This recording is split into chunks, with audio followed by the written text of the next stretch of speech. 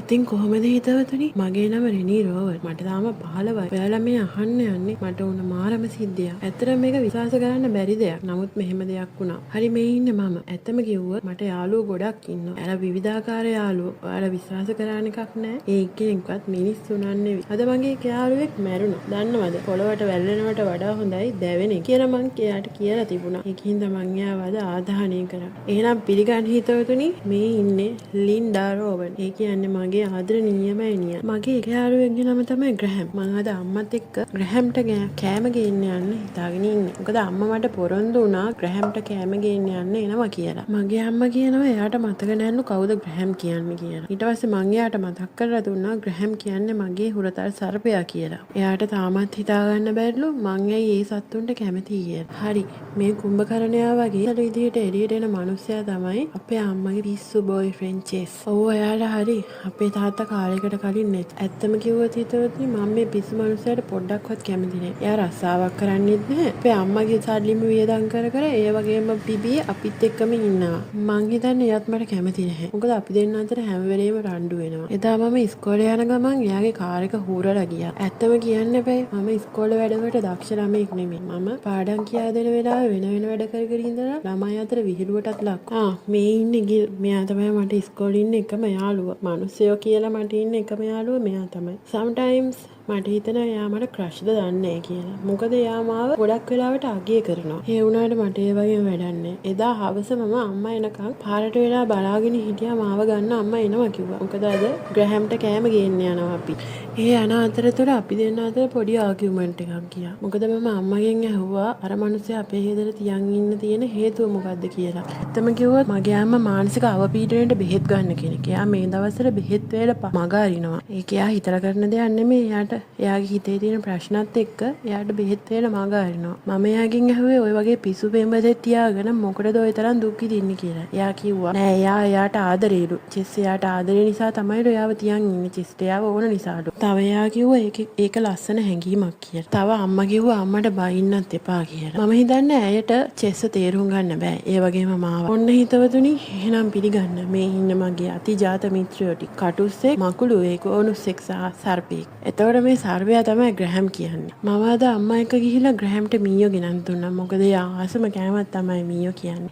ඒ කඩේ කට්ටිය නම් කිව්වේ මීයෝ අලුත් එවුන් කියලා. අලුතෙන් අල්ලගෙන ආපු එවුන් කියලා තමයි කිව්වේ. ඒත් ග්‍රැහැම් නම් මේ මීයන්ට කැමති නෑ වගේ. ග්‍රැහැම්ලා ආස දෙයක් තියෙනවා. මගේ ඔක්කොම යාළුවෝ ආස දෙයක් තියෙනවා. ඒ තමයි මං එයාලා ළඟට වෙලා සින්දු කියන එක. මම එයාලට කෑම කන්න දීලා ඉතින් සින්දුවකුත් කිව්වා. එදාට කෑම මේසෙදි අර පිස්සු චෙස් අම්මත් එක්කම කියනවා ඇහුණා එයාගේ වාහනේ කවුරු හරි හූරලා කියලා. ඒක කවුරු හරි හූරලා නැත්තම් මැජික් එකක් වගේ හුලකින් හීරුණාද කියලාත් එයා අහනවා. ඊටසේ අම්මා කිව්වා එයා ගිය තැනක නවත්තලා දෙවිලා හීරෙන්නේ නැති කියලා. මගෙන් අහන්න කලින් මගේ අම්මා කිව්වා ඕක දැන් අතෑරලා දාන්න කියලා. චෙස් ඒකමම බියර් බොන්න ගත්තා. ඇත්තටම එයා අපේ අම්මගේ සල්ලි නාස්ති කරනවා. මම මයික්‍රෝවේව් එකේ ග්‍රැහැම්ට දෙන්න මීයව රත් කරා. ඒක එයා දැනගෙන එයා මට බයින්නත් අමතක කරේ නෑ. ඔහු කොච්චර මාත් එක්ක තරහයිද කිව්වොත් එයා මට කෑම අහුරගෙන දමලා ගැහුවා. මම ඒකේ තරහට ගෙදරින් එළියට ආවා. එනකොට මට ඇහුණා අම්මයි චෙසුයි රණ්ඩු වෙනවා. මම මගේ වාහනේ නැගලා ඈතට ගියා. ඈතටම ගියා කවුරුත් නැති තැනකට ගිහිල්ලා මම වාඩි වෙලා හිටියා. මම වාහනේ ළඟ වාඩි වෙලා ඉන්නකොට මම දෙයක් සෙලවෙනවා දැක්කා. විශ්වාස කරන්න හිතවතුනි මෙතනින් තමයි කතාව හරියටම පටන් ගන්නෙ. මම ඒ දැක දේ මටවත් හිතා ගන්න බෑ. එතන නිකන් කළු පාට අමුතු ජීවියෙක් හිටියා. මම ඊට කලින් ඒ වගේ ජීවියෙක් දැකලාම නැහැ. එයා මගේ ඇඟට කඩාගෙන පැන්නා. ඒත් එයා දන්වැලක එතිලා හිටියේ. ඒක නිසා වැඩිදුර එන්න බැරි වුණා. ඇත්තමයි මට එදා පළවෙනි පාරට මරණ බිය දැනුණා. මට එයාව නිදහස් කරන්න ඕන වුණා. ඒකින්ද මම දන්වැල ලිහන්න උත්සාහ කළා. පස්සේ මට බය හිතුනේ හින්දා මම වේගෙන් ගෙදර ආවා. මගේ ටෝච් එකත් එතන මට අමතක වෙලා. මම ගෙදර ආපස්සේ මට හිතුණා අපරාධේ ගෙදර ආවේ. ඊට වඩා හොඳයි අර සතාට අහුවෙලා මැරුණා නම් කියලා. මොකද මම යද්දි රණ්ඩු කරපු ජෝඩුව මම එද්දි එකිනෙකාගේ දුක බෙදා ගන්නවා. මං ගැන ගාණක්වත් නැහැ. මම උදේ ඉස්කෝලේ යන්න එළියට බහිද්දි මම දැක්ක හෙලිකොප්ටර් ගොඩාක් අපේ මිදුලේ අහසෙන් යනවා. දැන් තමයි මගේ මොළේට ආවේ මම ඊයේ රෑ දැක්කේ මොකද්ද සහ මට එකෙන් ගන්න පුළුවන් ප්‍රයෝජනේ මොකද්ද කියලා. මගේ හිතේ තියෙන ප්ලෑන් එකට මට කැමරාවක් ඕනි වෙනවා ඉස්සල්ලාම. මන් ළඟ කැමරාවක් නැති නිසා මම ඒකෙන් ගිල්ගෙන් ඉල්ලුවා. ඔයාලා දන්නවද ගිල් කියපු දේ? මේක 21 වෙනි සියවසේ හින්දා හැමෝගෙම සාකුවේ කැමරාවක් තියෙනවලු. එයා ඒ කියලා තියෙන අපේ සාකුවේ තියෙන ස්මාර්ට් ෆෝන් එක ගැන. ඒත් මට ඕන ඒ වගේ ඒ කැමරාවක් නෙමෙයි. මං ඒකේ යාට කිව්වා. එයා පන්තියේදී පම්පෝරි ගහලා තිනවා. එයාගේ නංගි ඉපදුනා පස්සේ අම්මා කැමරාවක් ගෙනාවා කියලා. මට ඕන උනේ ඒ කැමරාව. කිර් කියන්නේ මැත්ස් වලට දක්ෂ ළමෙක් වුණාට එයා ලියන්න දක්ෂ ළමෙක් නෙමෙයි. ඒකින්ද මං ළඟ තිබ්බ ඉංග්‍රීසි රචනාව මම එයාට දීලා වැඩේට යාව යන්තම් කැමති කරගත්තා. ඊට පස්සේ මම ගෙදර ආවා. ගෙදරේදී ගෙදර තවත් නාටකයක්. අපේ අම්මගේ පිස්සු පෙම්වතා චෙස් මට කිව්වා ඔහු හොඳ මිනිස්සෙක් වෙනවා. ඔහු රැකියාවක් කරනවා. අනම්මනම් ගොඩක් කිව්වා. ඒවා කියන්න තරම් වැදගත් දේවල් නෙමෙයි. වැදගත්ම දේ තමයි එයා ඊයරෑමට කෑම වලින් ගැහුවට සමාව ගත්තේ නැහැ. මහා පිස්සු මිනිස්සෙක්. හරි එහෙනම් හිතවතුනි අපි වැඩේට ලෑස්ති වෙමු.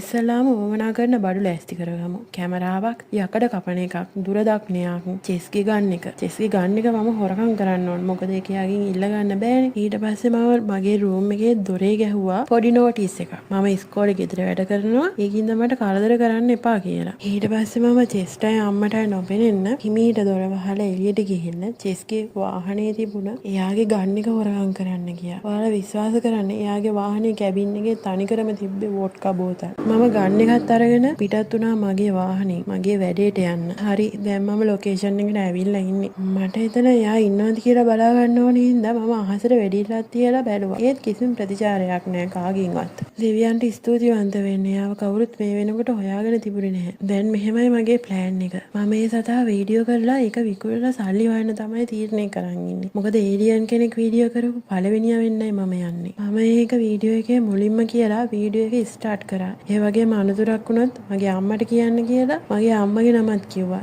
ලින්ඩා රෝබන්. මම හිමින් ලං වෙලා ඒ දන්වා ටික කපලා දැම්මා. ඒ වෙලාවේ තමයි මට දෙවෙනි සැරේට මරණ විය දැනුනේ. මොකද එයා මාව තල්ලු කරලා කන්න පැන්නා. නමුත් එයා දරුණු සතෙක් නෙවෙයි. මට තේරුණා. ඔයාලා දන්නවද මට ඒ වෙලේ මතක් වුණේ මොනවද කියලා? මට ඒ වෙලේ මතක් වුණේ How to Train Your Dragon film එකේ ටූත්ලස් හිකප්ට මෙල්ල වුණ විදිය. මොකද ටූත්ලස් හිකප්ට මෙල්ල වුණ විදිහටම එයා මල්ලගේ හිටගෙන හිටියා. මගේ වෙඩිල්ලට එයා කලබල වෙන්නේ නැති වුණාට මෙන්න මේ යෝධයා මගේ බඩ කෑ ගන්න සද්දෙට කලබල වුණා. මම එයාට කිව්වා කලබල වෙන්න එපා. ඔය මට බඩගිනි නිසා මගේ බඩ කෑ ගන්න සද්ද කියලා. මගේ බෑග් එකේ තිබුණ ඇපල් ගෙඩියක් අරන් මම කන ගමන් එයා බලන් ඉන්න හින්දා මම එයාටත් ඇපල් ගෙඩියක් දුන්නා. ඒත් එයා ඒක කෑවේ නැහැ. ඔයාලා දන්නවද හිතවතුනි? දැන් මේ වීඩියෝ එක මම ගිහින් විකුණුවා පස්සේ මං තමයි රටේ පොසත්ම මිනිස්. ඉතින් මම ඒකට එයාට ස්තුති කරා. තවමත් හෙලිකොප්ටර් වලින් එයාව හොයනවා. මම එයාට හෙලිකොප්ටර් පෙන්නලා ඒකේ තියෙන දරුණුකම පෙන්නලා දුන්නා. මොකද හෙලිකොප්ටර් වලින් එයාව අරන් ගිහිල්ලා කරන්නේ එක දෙයයි. එයා මරලා එයාගෙන් පරීක්ෂණ කරනවා.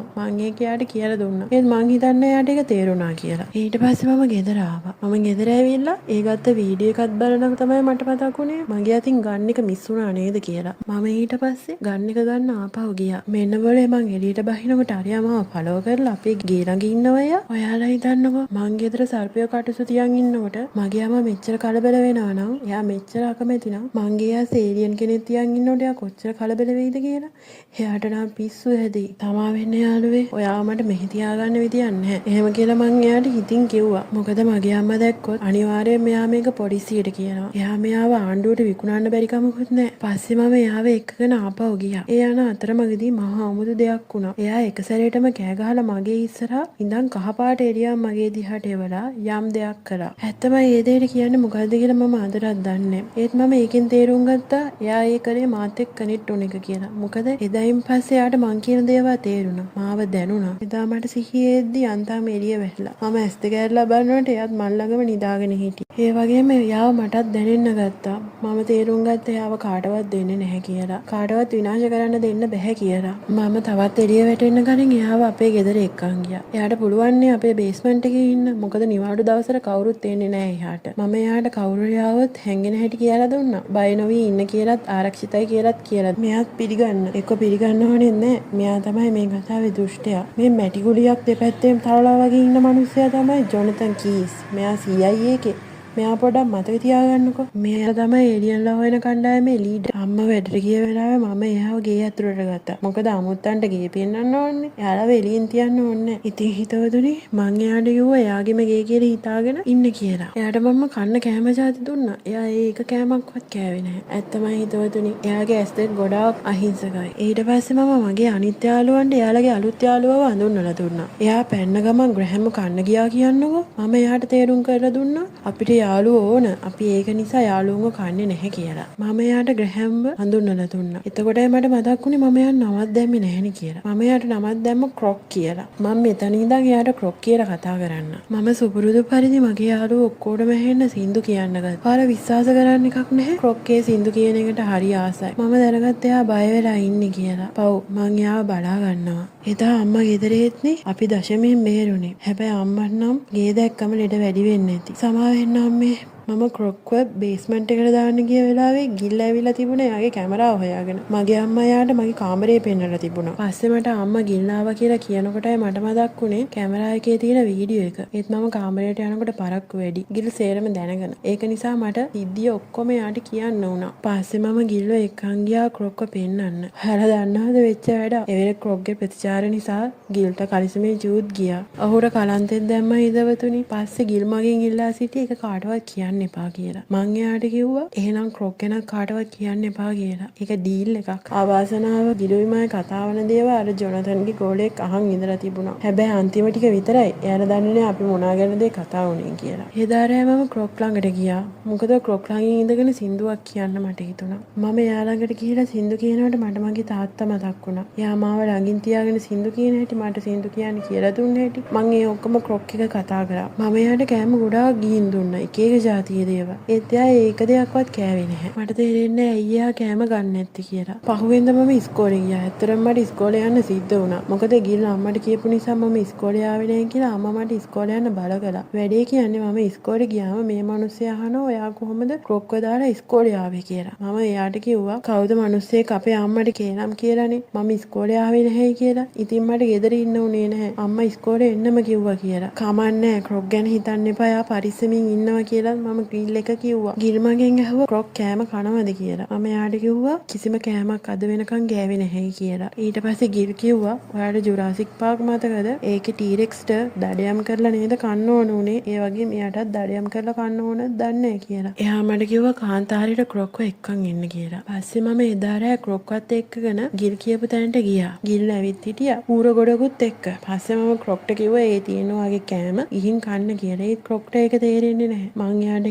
කියලා අන්තිමට එයා ගිහින් කෑවා. එයා ඒ කන දර්ශනය නම් මට නම් හිතට මාර සහනයක් ආවේ. මොකද එයා කෑම කනවනේ. ඒත් එයා ඒ කන දර්ශනය නම් ගිල්ට නම් එච්චර ලස්සන දර්ශනයක් උනේ නැහැ. එයා කන අතරතුර ගිල්විමයි කතා කර කර හිටියා. එයා මගෙන් පවුල ගැන ඇහුවා. මොකද මම මීට කලින් මෙහෙ නෙමෙයි හිටියේ. එයා ඇහුවා මෙහෙ ආවේයි කියලා. මම කිව්වා අපේ තාත්තා කාලෙකට කලින් නැති වුණා. ඊට පස්සේ අම්මට වෙනසක් ඕන නිසා අපි මෙහෙ ආවේ කියලා. ඇත්තටම මං ඊ ගැන කතා කරන්න කැමති උනේ නැහැ. මම කතාව වෙනස් පැත්තකට හැරෙව්වා. ඔයාලා දන්නවද හිතවතුනි? ඒ වෙලාවේ ක්‍රොක් මට එයාගේ කෑමකින් ටිකක් ගෙනත් දුන්නා. මට එවෙලෙත් මතක් වුණේ ටූත්ලස්ම තමයි. ඔයාලට මතකද? එයා අර මාළුවෙක් කාලා භාගයක් වමන කරලා හිකප්ට දුන්නේ. අන්න ඒ වගේ තමයි මෙයත් මට ගෙනත් දුන්න එයාගේ කෑමකින් කෑල්ලක්. මට ගිහලා එතනදිත් කිව්වේ මේක හැමදාම හංගන් ඉන්න බැරි නිසා අපි මේක කාට හරි කියමු කියලා. ඒත් මම ඒකට කැමති නෑ. මොකද ක්‍රොක්ව නැති කරගන්න මට ඕනේ. රජෙන් දැනගත්තොත් එයාව ගෙනියලා කපලා පරීක්ෂණ කරයි. ඔයාලට තේරෙනවා ඇති මං කියන දේ. එදා ගිල්ට මට හරියට සමුගන්න උනේ නෑ. මොකද ක්‍රොක් කැමති නැද්ද කොහෙද මට කවුරුන් ලං වෙනවා. ඊට පස්සේ මම ගිල්ට ස්තුති කරලා ගෙදර ගියා. මම ගෙදර ගියා පස්සේ තමයි තවත් දෙයක් වුනේ. චෙස් මගෙන් ඇහුවා කොයාගේ ගන්න එක කියලා. එයා දැනගෙන හිටියලු මම එයාගේ ගන්න එක ගත්තා කියලා. මං කෝ ඒක කාන්තාරේදී නැති වුණා කියලා. ඔහුට නිතරම ඕනේ මම ඔහුට රෙස්පෙක්ට් කරනවා බලන්න.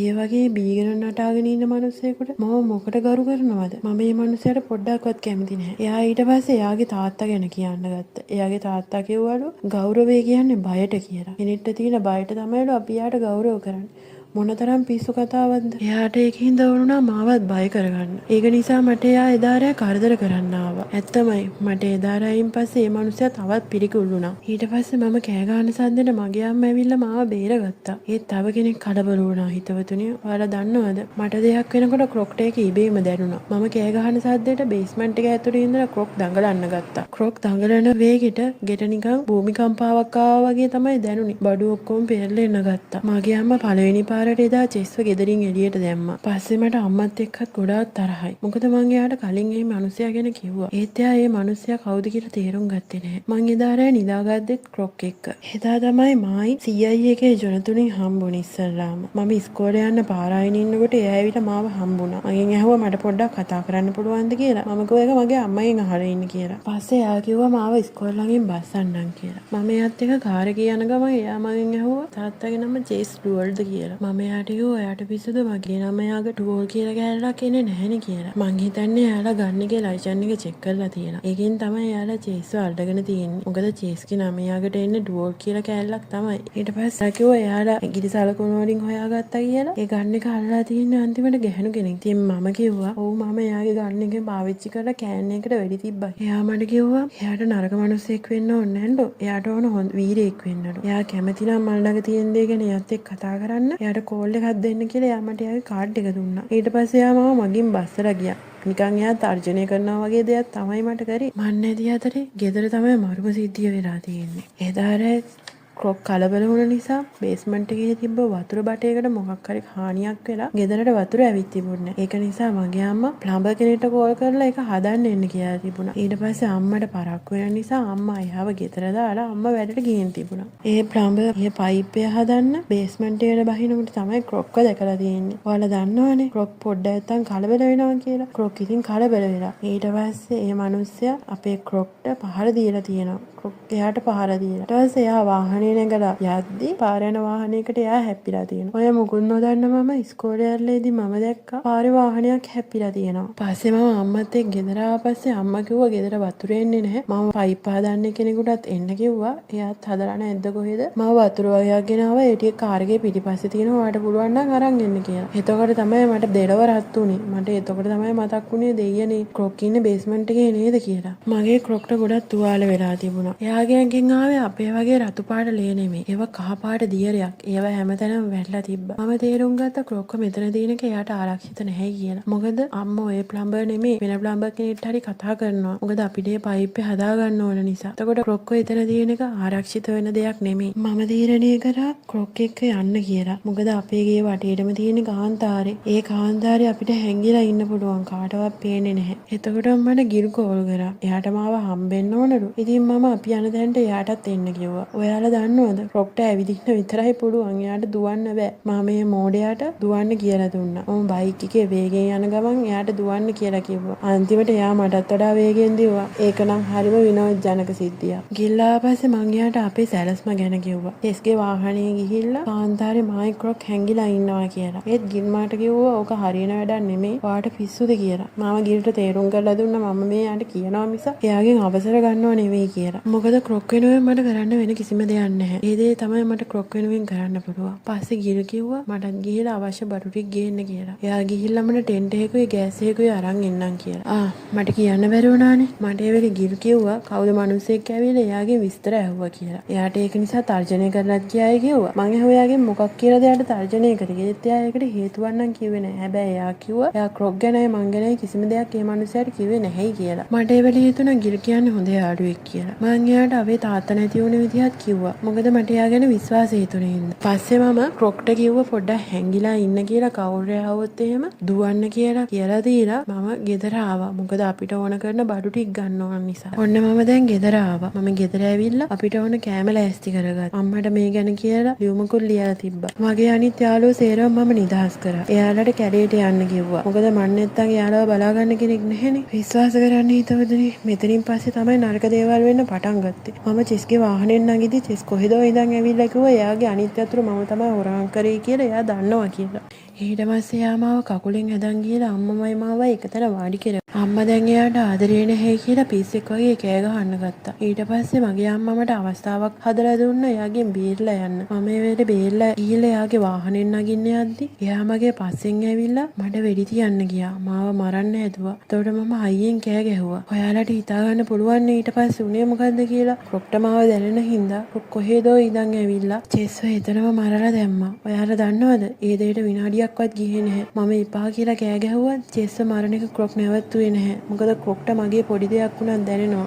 ඊට පස්සේ ක්‍රොක් ඈතට දුවලා ගියා. මම එයාගේ පස්සෙන් කෑ ගහලා දිව්වා යන්න එපා නවතින්න කියලා. එතකොට එතනට ගිල් ආවා. මම එතකොටයි දැනගත්තේ මම මෙච්චර විශ්වාස කරපු ගිල් මාව CIA එකට පාවලා දීලා කියලා. එතකොටත් අපේ ගෙදර CIA එකෙන් වටලලා තිබ්බේ. මම පැන ගන්න උත්සාහ කළා. ඒත් එයාලා මාව අල්ලගත්තා. එයාලා මට වෙඩි තියන්න ගියා. මම මෙච්චර ගිල්ලෝ විශ්වාස කරලා ඇයියා මට මෙහෙම කරේ කියලා මට හිතා ගන්න බෑ. CIA එකේ ජොනතන් කීස් දැනගෙන හිටියා. මට කරදරයක් වුණොත් ඒක ක්‍රොක්ට දැනෙනවයි කියලා. ඒක නිසා යා මාව පුටුවක වාඩි කරවලා මාව කැට ගහලා මගේ ඇඟිල්ලක් කැඩුවා. ඒ වේදනාවට මට ඉබේම කෑ ගැසුණා. මම ගොඩක් හයියෙන් කෑ ගැහුවා. අනේ හිතවතුනි, ඊට පස්සේ මගේ ආදරණීය ක්‍රොක් සුපුරුදු පරිදි මාව බේර ගන්න ආවා. මම එයාට නවතින්න කිව්වත් එයා නැවතුනේ නැහැ. එයාට ඕන උනේ මාව බේර ගන්න එක විතරමයි. ඊට පස්සේ ජොනතන්ගේ කණ්ඩායම මොකක් හරි කිරණක් මාගෙන් මගේ ක්‍රොක්ව එතනම ෆ්‍රීස් කරා වගේ දෙයක් කරා. එච්චරයි මට මතක. මට සිහියේ ඉද්දි මං හිටියේ පුටුවක. මාංචු දාලා මගේ කැඩිච්ච අතට බෑන්ඩේජ් කරලා ඒ වගේම මගේ ඉස්සරහා ජොනතන් හිටියා. මගේ මුල්ම වචනේ උනේ ඔයාලා යාව මැරුවද කියන එක. ජොනතන් කිව්වේ දැන් ඒක අපි ළඟ නිසා මරන්න උවමනාවක් නැහැයි කියලා. මම ඒ වෙලාවේ තමයි දැනගත්තේ මේ සේරම නීති විරෝධීව කරන දේවල් කියලා. ජොනතන්ගේ තනි කැමැත්තට කරන දේවල් කියලා. ජොනතන් මගෙන් ඇහුවේ "ඔක් කියන්නේ මොකද්ද" කියලා. ඒක මොකද්ද කියලා යා මගෙන් ඇහුවා. ඒත් හිතවතුනි මන් දන්නේ එක දෙයයි තියෙන්නේ. ඒ තමයි මගේ යාළුවා. ක්‍රොක් කියන්නේ මගේ යාළුවා. ජොනතන් කිව්වේ ක්‍රොක් කියන්නේ අපිට වඩා ගොඩක් දියුණු බුද්ධිමත් ජීවීන් විසින් නිර්මාණය කරන ලද්දයක් කියලා. එයාලා කියන්නේ අරමුණක් ඇතුව මැරීම සඳහාම හදපු ජීව විද්‍යාත්මක මැෂින් එකක් තමයි ක්‍රොක් කියලා. සමහර විට ජීවීන් ප්‍රචණ්ඩකාරී දෙයකට සූදානම් වෙන නිසා අපේ පෘථුවියේ ඔත්තු බැලීමට මේ වගේ යන්ත්‍ර එව්වද කියලාත් එයා කියනවා. ක්‍රොක්ක මෙහෙම තියාගෙන ඉන්නකින් අපිට ගොඩක් නරක දේවල් වෙන්න පුළුවන් කියලාත් එයා කිව්වා. එයාලට හිතා ගන්න බැරි දෙයක් තමයි ක්‍රොක් කොහමද මට ලං වෙලා ඉන්නේ කියලා. එයා මට කිව්වා ක්‍රොක් ගැන අධ්‍යයනය කරන්න එයාලට උදව් කරන්න කියලා. ඔයාලා දන්නවද එයාලා අධ්‍යයනය කරන්නේ මොකද්ද කියලා? එයා මරන්න පුළුවන් වේදනාත්මක ක්‍රමය තමයි එයාලා අධ්‍යයනය කරන්නේ. ඒකට මටත් උදව් වෙන්න කියලා තමයි එයා කියන්නේ. ඇත්තටම හිතවතුනි මං කොහමද එහෙම දෙයකට කැමති වෙන්නේ? එයා මට කිව්වා මගේ මානසික අවපීඩනයෙන් ඉන්න මගේ අම්මට කරදර කරනවා කියලා. ඒ වගේම මගේ ජීවිතය අපායක් කරනවා කියලා. එයා මට තර්ජනය කරා හිතවතුනි. ඊට පස්සේ මට මගේ අම්මත් එක්ක කතා කරන්න අවස්ථාවක් හම්බුණා. අම්මා මට කිව්වා ජොනතන්ලා එයාට එක එක අමුතු දේවල් කිව්වා කියලා. මම අම්මට කිව්වා ඒව ගොඩාක් බැරෑරුම් දේවල් කියලා. මම අම්මට ලියලා තියලා ආපු ලියුම එයාට හම්බෙලා තිබ්බා. මම ඇහුවා අම්මගෙන් ඒක කියවුවද කියලා. අම්මා කිව්වා ඔව් ඒකේ තාත්තා ගැන, චෙස් ගැන, අම්මා ගැන කියලා තිබ්බ හැමදේම ඇත්ත කියලා. ඒ වගේම මට තියෙන තාත්තගේ වගේ හොඳ හදවතක් කිව්වා. ඒක නැති කරගන්න එපා කියලාත් අම්මා කිව්වා. පස්සේ ජොනතන්ගේ කෝලෙක් ඇවිල්ලා මගේ අම්මව අරන් ගියා. අම්මා ගියාට පස්සේ මම දරුණු තීරණයක් ගත්තා. මම තීරණය කරා මටම රිද්ද ගන්න. මම ජොනතන් කඩපු මගේ ඇඟිල්ලම ආපහු රිද්ද ගත්තා. මොකද මගේ වේදනාව හැම වෙලේම ක්‍රොක්ට දැනුණා. ඒකෙන් එයාට නැවත සිහියයි කියලා මම දැනගෙන හිටියා. ඒක නිසා මම මගේ ඇඟිල්ලම රිද්ද ගත්තා. විශ්වාස කරන්න හිතවතුනි මගේ වේදනාත්මක කෑගහීමට ක්‍රොක්ට ආයේ සිහිය ආවා. පරීක්ෂණ මධ්‍යස්ථානයේ හැම එලාම් එකක්ම නාද වෙන්න ගත්තා. ජොනතන්ට ඕන වුණත් අපිට වෙඩි තියන්න ඒ ජොනතන්ගේ ගෝලයා එයාට කිව්වා නියෝග පිළිපදින්න කියලා. මේ වෙලාවේ ඇතුළේ හිටපු මගේ අම්මත් ගොඩක් බය වුණා. මේ වෙලාවේ අපේ ක්‍රොක් මාව හොයාගෙන ආවා. මගදිගට කට්ටිය එයාට එයා ෆ්‍රීස් කරන්න ආය වෙඩි තියන්න හැදුවත් ඒත් එයා ඒකක්වත් ගණන් ගන්න නැතුව මං ඉන්න තැනට ආවා. මේ ඉන්නේ අපේ ක්‍රොක් එහෙනම් කොහමද ඉන්ට්‍රෝ එක? මේ වෙලාවේ ජොනතන්ට කලන්ත දාලා හිටියේ. අපේ ක්‍රොක් එයා මරන්න ලෑස්ති වෙනකොට මම තමයි එයාට කිව්වේ නවත්තන්න කියලා. මම එයාට කිව්වා එයාලා කියන විදිය කෙනෙක් වෙන්න එපා කියලා. මගේ යාළුවා වෙන්න කියලායි මං එයාට කිව්වේ. එතකොට ක්‍රොක් කරේ වෙනද කරනවා වගේම අහිංසක විදියට මල්ලක ඔළුව නමාගෙන හිටපු එක. මම එතන ගලන්ත දාලා හිටපු ජොනතන්ගේ සාක්කුවේ තිබ්බ එයාගේ වාහනේ යතුරත් අරගෙන අපේ ක්‍රොක්වත් එක්කගෙන එළියට ආවා. මට ඕන උනේ එයාගේ වාහනේම පැන ගන්න. ඒ වෙලාවේ ජොනතන්ට සිහිය ඇවිල්ලා එයා අපිව මරන්නම කියලා හිතාගෙන එළියට ආවා. එතකොට අපි අර වාහනේට නගින්න යනවා. ඒ ජොනතන් වෙඩි තියන්න හදපු හින්දා අපි වාහනේ එහා පැත්තේ හැංගුණා. ඒ වෙලාවේ එතන ගිල් හිටියා. ගිල් අපිට පරිස්සම් වෙන්න කියලා කෑ ගැහුවා. අපි ජොනතන්ගේ වාහනේ එහා පැත්තේ හැංගුණා පස්සේ ජොනතන් දිගින් දිගටම වෙඩි තියන්න ගත්තා. අපිට මෙහෙම වෙඩි තියනවා ක්‍රොක්ට බලාගෙන ඉන්න බැරි වුණා. එයා දිගින් දිගටම වෙඩි තියනවා බැරි දෙන ක්‍රොක් ඉදිරියට ගියා. ක්‍රොක් කොච්චර ඉස්සරහට ගියත් ජොනතන් නම් වෙඩි තියන එක නැවැත්තුවේ නැහැ. ක්‍රොක් ඉදිරියට ගිහින් ජොනතන්ගේ ඇඟට කඩාගෙන පැන්නා. ඒ වෙලාවේ ජොනතන් එතනම නැති වුණා. ඒ වගේම අපේ ක්‍රොක් එයත් එතනම අපිව දාලා යන්න ගියා.